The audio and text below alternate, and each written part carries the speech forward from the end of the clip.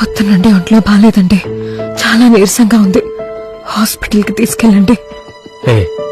నీరసానికి ఎవరైనా హాస్పిటల్కి వెళ్తారా అనే? చిన్న తీసుకురా కషాయం. చూడు శివ, నీ భార్యకి ఎప్లాస్టిక్ ఎనీమియా. తను బతకాలంటే రేపే సర్జరీ చేసి బోన్ మ్యారో రీప్లేస్ చేయాలి. సర్జరీ ఖర్చులు 5 లక్షల దాకా అవుతాయి. అమ్మా నువ్వు బతకాలంటే ఆపరేషన్ చేయాలంట. దానికి 5 లక్షలు అవుతుందని డాక్టర్ నాతో చెప్పారు. 5 లక్షలా? దానికి నాన్నేమన్నాడు? దానికి నాన్న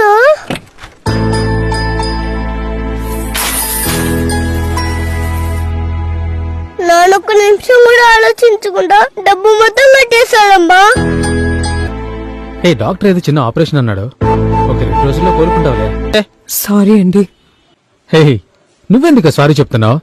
రోగాన్ని ఎవరైనా కావాలని తెచ్చుకుంటారా? నువ్వు ఒకదానివి.